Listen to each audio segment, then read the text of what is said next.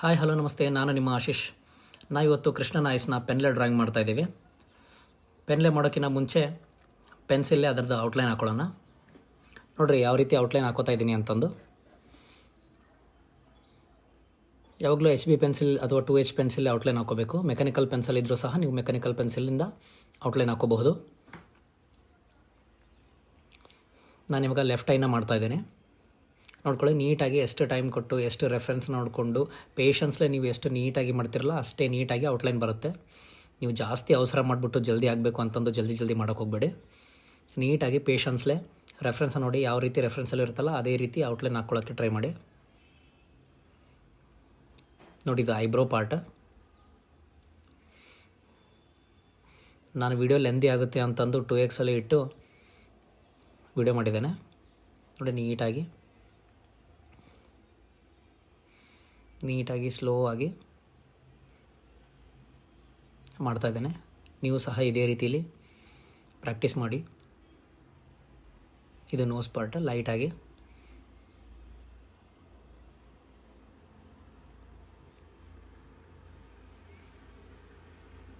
ನಾನು ಇವಾಗ ಹೇರ್ಸ್ನ ಮಾಡ್ತಾಯಿದ್ದೀನಿ. ಹೇರ್ಸ್ ಔಟ್ಲೈನ್ ಇದೆಯಲ್ಲ, ಸಿಂಪಲಾಗಿ ನೀಟಾಗಿ ಮಾಡ್ಕೊಳ್ಳಿ. ಈಗ ರೈಟ್ ಐ, ಕೃಷ್ಣನ್ ಫೇಸು ಸ್ವಲ್ಪ ಟರ್ನ್ ಆಗಿದೆ.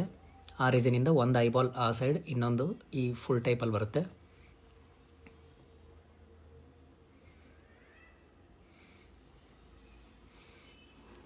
ಈ ಡ್ರಾಯಿಂಗ್ ಮಾಡೋದಕ್ಕೆ ಯಾವುದೇ ರೀತಿಯಿಂದ ಪೆನ್ ಯೂಸ್ ಮಾಡ್ಬೋದು.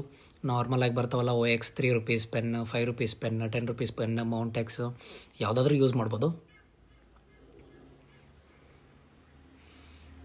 ನೀವು ಔಟ್ಲೈನ್ನ ಎಷ್ಟು ನೀಟಾಗಿ ಹಾಕೋತಿರಲ್ಲ ಅಷ್ಟು ನೀಟಾಗಿ ನೀವು ಪೆನ್ಲೇ ಶೇಡ್ ಮಾಡ್ಬೋದು.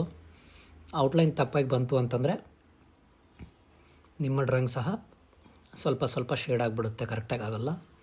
ಸೊ ಔಟ್ಲೈನ್ನ ನೀವು ಎಷ್ಟು ಟೈಮ್ ಕೊಟ್ಟು ಎಷ್ಟು ನೀಟಾಗಿ ಹಾಕ್ತಿರಲ್ಲ ಅಷ್ಟೇ ನೀಟಾಗಿ ಔಟ್ಲೈನ್ ಬರುತ್ತೆ.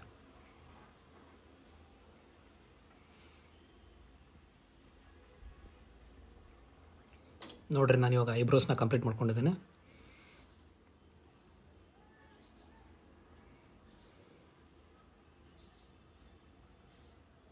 ಇಲ್ಲಿ ಸಹ ನಾನು ಹೇರ್ಸ್ನ ಡ್ರಾಯಿಂಗ್ ಮಾಡ್ತಾಯಿದ್ದೇನೆ.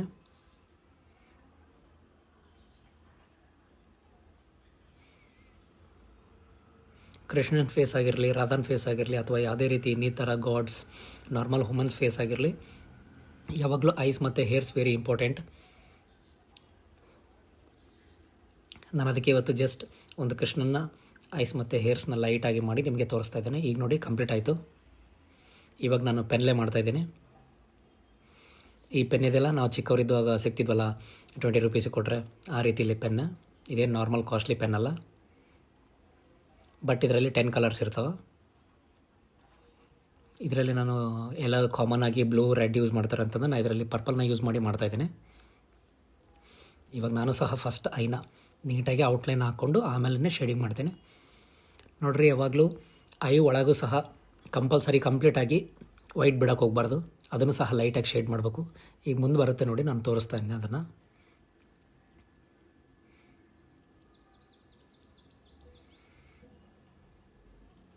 ಫಸ್ಟ್ ಯಾವಾಗಲೂ ಲೈಟಾಗಿ ಶೇಡ್ ಮಾಡಿಕೊಂಡು ಅದ್ರ ಮೇಲೇ ಮತ್ತೊಂದು ಲೇಯರ್ನ ಡಾರ್ಕಾಗಿ ಮಾಡ್ಕೊಳ್ಳಿ. ಫಸ್ಟಿಗೆ ಲೈಟ್ ಇದ್ದ ಲೈಟ್, ಡಾರ್ಕ್ ಇದ್ದಲ್ಲೇ ಡಾರ್ಕ್ ಮಾಡಿಕೊಂಡ್ರೆ ಕರೆಕ್ಟಾಗಿ ಬರೋಲ್ಲ ಅದು.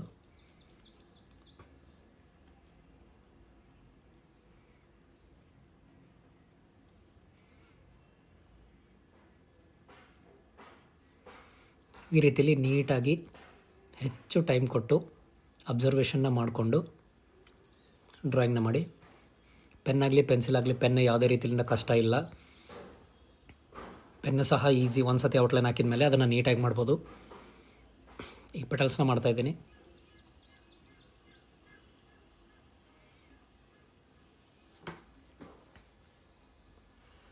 ಒಂದು ಸತಿ ನೀವು ಕಂಟಿನ್ಯೂಸ್ ಆಗಿ ಡ್ರಾಯಿಂಗ್ನ ಪ್ರಾಕ್ಟೀಸ್ ಮಾಡೋದ್ರಿಂದ ಯಾವುದೇ ರೀತಿಯಾದಂಥ ಡ್ರಾಯಿಂಗ್ನ ಈಸಿಯಾಗಿ ಮಾಡ್ಬೋದು. ಯಾವುದೇ ಕಷ್ಟ ಇಲ್ಲ.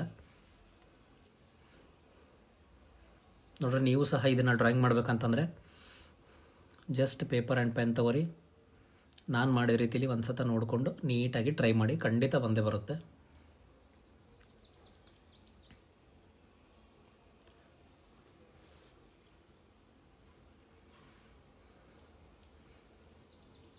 ಇವಾಗ ನಾನು ಐಬ್ರೋಸ್ನ ಡ್ರಾಯಿಂಗ್ ಮಾಡ್ತಾಯಿದ್ದೀನಿ ನೋಡಿ ಅಲ್ಲಿ.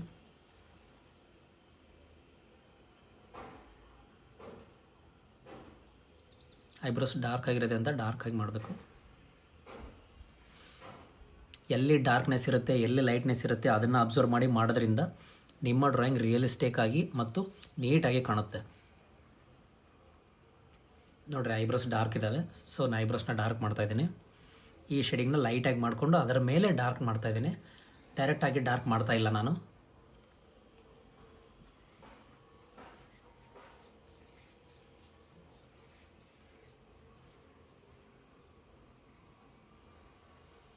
ಇಲ್ಲಿ ನೋಡಿರಿ ನಾನು ಲೈಟಾಗಿ ಮಾಡ್ತಾಯಿದ್ದೀನಿ. ಪೆನ್ ಇರಲಿ ಪೆನ್ಸಿಲ್ ಇರಲಿ, first layer base layer is a light layer. ಅದನ್ನು ನೀಟಾಗಿ ಲೈಟಾಗಿ ನೀವು ಕಂಪಲ್ಸರಿ ಮಾಡಲೇಬೇಕು. ನೋಡಿ ಈ ಸೈಡೆಡ್ ಫೇಸ್ ನೋಸ್ ಹತ್ರ ಅಥವಾ ಫೋರ್ಹೆಡ್ ಹತ್ರ ಡಾರ್ಕ್ನೆಸ್ ಇರೋದ್ರಿಂದ ನಾನು ಇಲ್ಲಿ ಡಾರ್ಕ್ ಆಗಿ ಮಾಡ್ತಾಯಿದ್ದೀನಿ.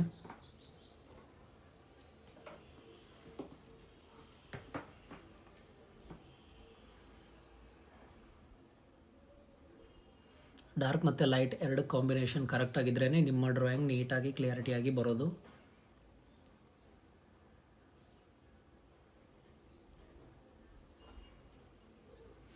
ನಾನು ಈ ಪೆನ್ಲೆ ಡ್ರಾಯಿಂಗ್ ಮಾಡೋದ್ರಲ್ಲಿ ಹ್ಯಾಚಿಂಗ್ ಮೆಥಡ್ ಸಹ ಯೂಸ್ ಮಾಡಿದ್ದೇನೆ. ಮಿಡಲ್ ನಾನು ಅಲ್ಲಿ ಹ್ಯಾಚಿಂಗ್ ಸಹ ಮಾಡ್ತೇನೆ ನೋಡಿ.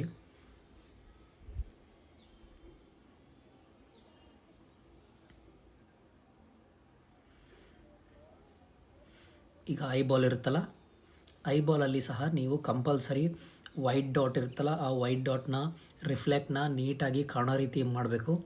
ಇಲ್ಲಾಂದರೆ ಐಸ್ ಕ್ಲಿಯರ್ ಆಗಿ ಅಥವಾ ರಿಯಲಿಸ್ಟಿಕ್ ಆಗಿ ಐಸ್ ಬರೋಂಗಿಲ್ಲ. ನೋಡಿ ಅಲ್ಲಿ ಅದರಲ್ಲೂ ಸಹ ಲೈಟ್ ಎಲ್ಲಿದೆ ಡಾರ್ಕ್ ಎಲ್ಲಿದೆ ನೀಟಾಗಿ ಅಬ್ಸರ್ವ್ ಮಾಡ್ಕೊಂಡು ಡಾರ್ಕ್ ಇದ್ದಲ್ಲಿ ಡಾರ್ಕ್, ಲೈಟ್ ಇದ್ದಲ್ಲಿ ಲೈಟ್ನ ನೀವು ಕಂಪಲ್ಸರಿ ಶೇಡ್ ಮಾಡಿ.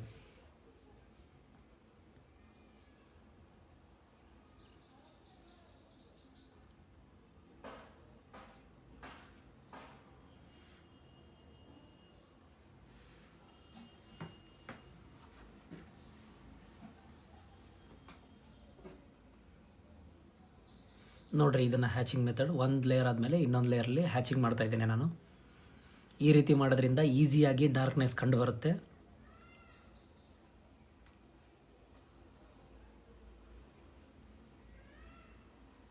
ನೀವು ಯೂಸ್ ಮಾಡೋ ಪೆನ್ ಯಾವುದೇ ಇರಲಿ, ನೀವು ಮಾಡೋ ಮೆಥಡ್ ಕರೆಕ್ಟಾಗಿತ್ತು ಅಂತಂದರೆ ಕಂಪಲ್ಸರಿ ಡ್ರಾಯಿಂಗ್ ನೀಟಾಗಿ ಕಾಣುತ್ತೆ.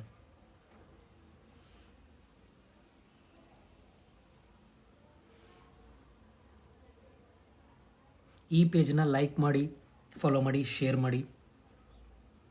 ಇನ್ನೀ ಥರ ಮತ್ತೊಂದು ವೀಡಿಯೋಗಳು ಬೇಕಂದರೆ ಫಾಲೋ ಮಾಡಿಕೊಂಡು ಜಾಯ್ನ್ ಆಗಿರಿ. ನಾನು ಮತ್ತೆ ನಿಮಗೋಸ್ಕರ ಈ ಥರದ ವೀಡಿಯೋಗಳನ್ನ ತರ್ತಾನೆ ಇರ್ತೀನಿ. ಯಾರಾದರೂ ಬಿಗಿನರ್ಸ್ ಇದ್ದರೆ ಅವ್ರಿಗೂ ಸಹ ಟ್ಯಾಗ್ ಮಾಡಿ. ಸೊ ಎವರಿ ಬಿಗಿನರ್ಸ್ ಡ್ರಾಯಿಂಗ್ ಮಾಡಬೇಕಂತ ಇಷ್ಟ ಇರೋರು ಕಂಪಲ್ಸರಿ ಇದನ್ನು ನೋಡೋದ್ರಿಂದ ನಿಮ್ಮ ಡ್ರಾಯಿಂಗ್ ಇಂಪ್ರೂವ್ಮೆಂಟ್ ಆಗುತ್ತೆ ಅಂತ ನಾನು ಅಂದ್ಕೊಂಡಿದ್ದೀನಿ.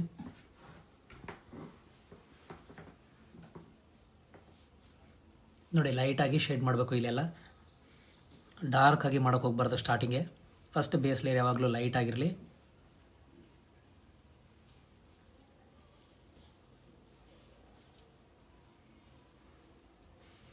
ನೋಡಿರಿ ಇದು ಔಟ್ಲೈನ್ ಇತ್ತಲ್ಲ, ಸೊ ಇದನ್ನು ನಾನು ಔಟ್ಲೈನ್ ಮಾಡ್ಕೋತಾ ಇದ್ದೇನೆ ಪೆನ್ಲಿಂದ.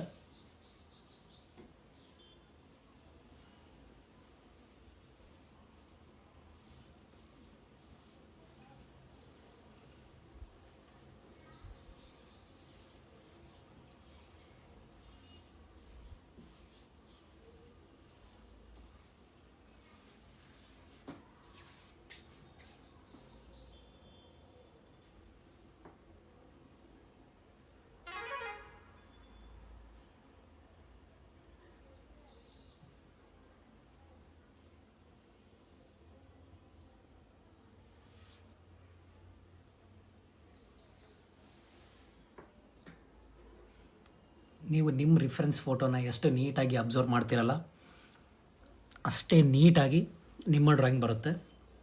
ಯಾವಾಗಲೂ ರೆಫರೆನ್ಸ್ನ ನೀಟಾಗಿ ಅಬ್ಸರ್ವ್ ಮಾಡಿ ಟೈಮ್ ಕೊಟ್ಟು ಡ್ರಾಯಿಂಗ್ನ ಮಾಡಬೇಕು.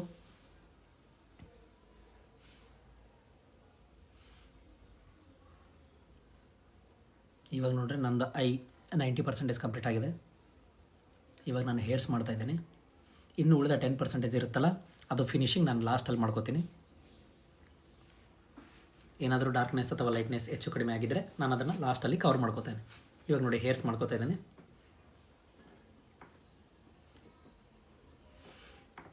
ಹೇರ್ಸ್ ಯಾವ ಸೈಡಲ್ಲಿ ಬಂದಿರುತ್ತಲ್ಲ ಅದೇ ಸೈಡಲ್ಲಿ ಸ್ಟ್ರೋಕ್ಸ್ ಮಾಡಬೇಕು. ಇವಾಗ ನೋಡ್ರಿ ನಾನು ಲೈಟಾಗಿ ಫೋರ್ಹೆಡ್ ಮಾಡ್ತಾಯಿದ್ದೇನೆ. ಶೇಡಿಂಗ್ ಇರುತ್ತಲ್ಲ, ಪೆನ್ಸಿಲ್ ಡ್ರಾಯಿಂಗ್ ಆಗಲಿ ಪೆನ್ ಆಗಲಿ, ಶೇಡಿಂಗ್ ಈಸ್ ವೆರಿ ಇಂಪಾರ್ಟೆಂಟ್. ನೋಡ್ರಿ ನಾನು ಇಲ್ಲಿ ಫೋರ್ಹೆಡ್ಗೆ ಹ್ಯಾಚಿಂಗ್ ಮಾಡ್ತಾಯಿದ್ದೇನೆ. ಇದಕ್ಕೆ ಕ್ರಾಸ್ ಹ್ಯಾಚಿಂಗ್ ಅಂತಾರೆ.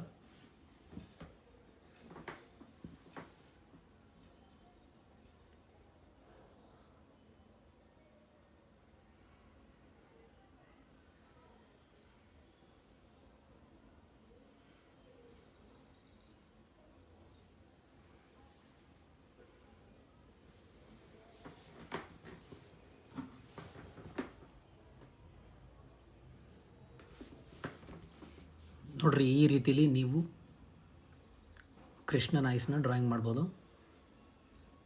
ನೀಟಾಗಿ ಲೈಟಾಗಿ ಲೇಯರ್ ಬೈ ಲೇಯರ್ ನೀವು ಶೇಡಿಂಗ್ ಮಾಡೋದ್ರಿಂದ ನಿಮ್ಮ ಡ್ರಾಯಿಂಗ್ ನೀಟಾಗಿ ಕಾಣುತ್ತೆ.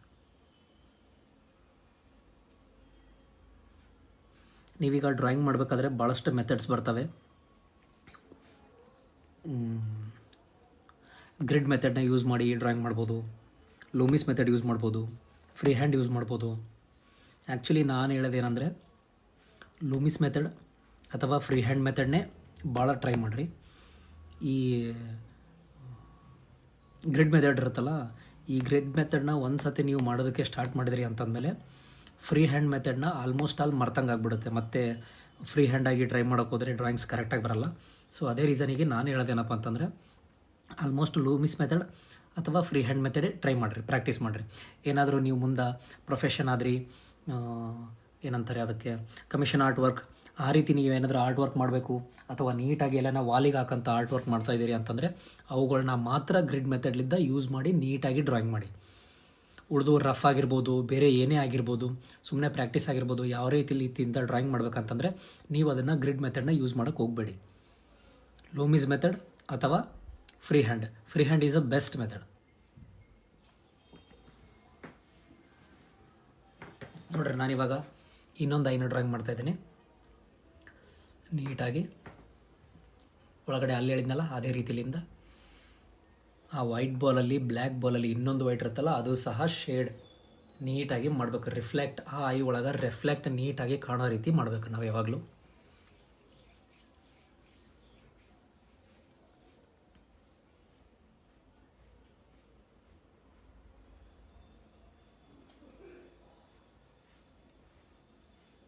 ನೋಡ್ರಿ ನೀಟಾಗಿ ಬರ್ತಾಯಿದೆಯಲ್ಲ, ಈ ರೀತಿಲಿಂದ ನೀವು ನಿಮ್ಮ ಡ್ರಾಯಿಂಗ್ನ ನೀಟಾಗಿ ಶೇಡ್ ಮಾಡಿ. ಇಲ್ಲಿ ನೋಡಿ ಒಳಗಡೆ ನಾನು ಫಿಲ್ ಮಾಡ್ತಾಯಿದ್ದೀನಿ. ಆ್ಯಕ್ಚುಲಿ ಅದು ಲೈಟ್ನೆಸ್ ಇರೋದ್ರಿಂದ ಅಷ್ಟು ಕಾಣೋಂಗಿಲ್ಲ. ಆ್ಯಕ್ಚುಲಿ ಒಳಗಡೆ ಸಹ ಫಿಲ್ ಮಾಡಲೇಬೇಕು ಕಂಪಲ್ಸರಿ, ಇಲ್ಲಾಂದರೆ ಪೂರ್ತಿ ವೈಟ್ ಆಗಿ ಕಾಣುತ್ತೆ ಐಸ್.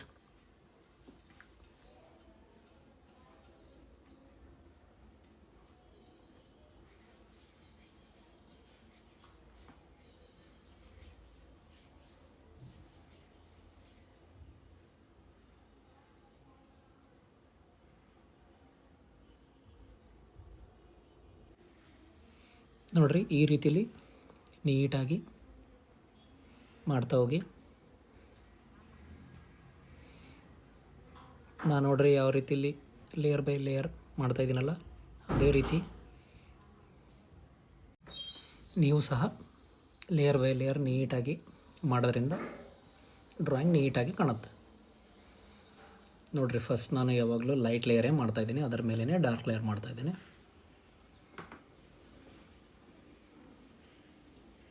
ಹ್ಯಾಚಿಂಗ್ ಬರೋರು ಹ್ಯಾಚಿಂಗ್ ಮೆಥಡ್ ಮಾಡಿರಿ, ಇದರಲ್ಲಿ ಶೇಡಿಂಗ್ ಬರೋರು ಶೇಡಿಂಗ್ ಮಾಡಿರಿ.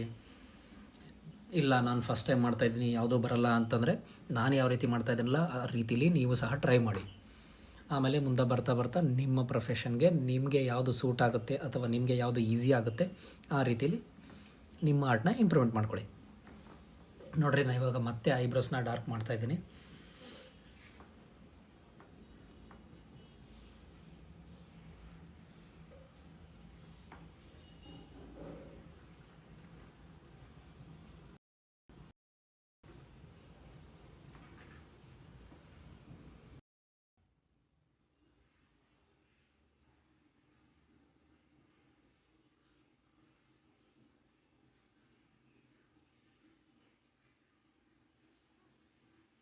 ಯಾವುದೇ ಇರಲಿ ಕಂಪಲ್ಸರಿ ವೈಟ್ ಪಾರ್ಟ್ ಬಿಡುವಂಗಿಲ್ಲ. ವೈಟ್ ಪಾರ್ಟು ಸಹ ನೀವು ಲೈಟಾಗಿ ಶೇಡ್ ಮಾಡಲೇಬೇಕು ಕಂಪಲ್ಸರಿ. ಇಲ್ಲಿ ನೋಡ್ರಿ ನಾನು ಯಾವ ರೀತಿ ಮಾಡ್ತಾಯಿದ್ದೀನಿ, ಈ ರೀತಿಲಿ ನೀವು ಲೈಟಾಗಿ ಶೇಡ್ ಮಾಡಲೇಬೇಕು.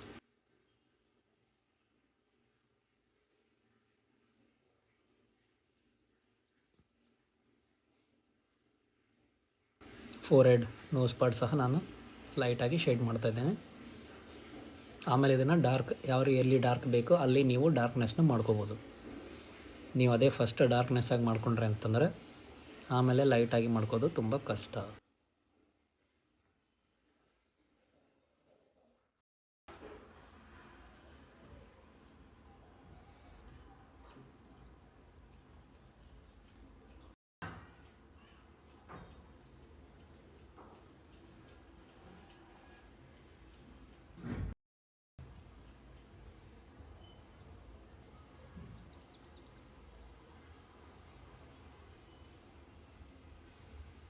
ನೋಡಿರಿ, ಈ ರೀತಿಲಿ ಎಲ್ಲಿ ಡಾರ್ಕ್ ಬೇಕೋ ಅಲ್ಲಿ ನೀವು ಡಾರ್ಕ್ನೆಸ್ನ ಮಾಡ್ಕೋಬೋದು. ಇವಾಗ ನಾನು ಮತ್ತೆ ಹೇರ್ಸ್ನ ಮಾಡ್ತಾಯಿದ್ದೀನಿ ನೋಡಿ.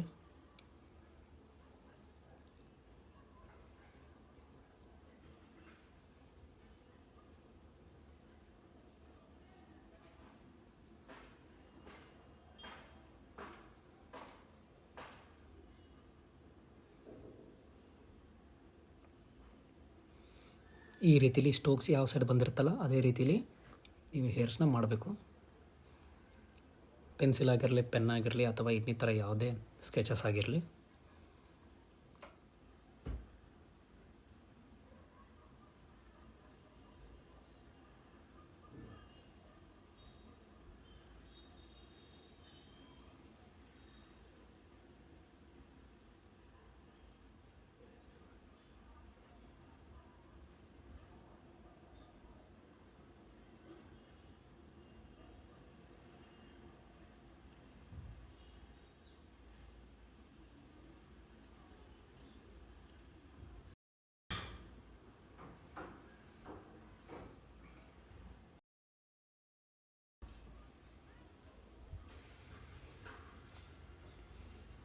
ಈ ರೀತಿಲಿ ನೀವು ನೀಟಾಗಿ ಶೇಡ್ ಮಾಡಿ.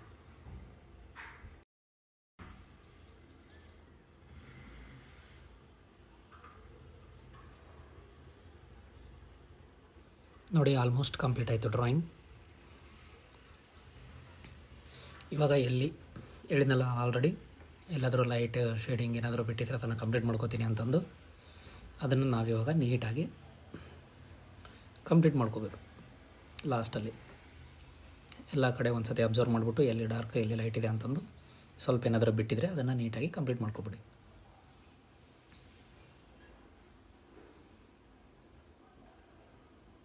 ನೋಡಿರಿ, ಈ ರೀತಿಲಿ ನೀವು ಸಹ ಡ್ರಾಯಿಂಗ್ನ ಮಾಡ್ಬೋದು.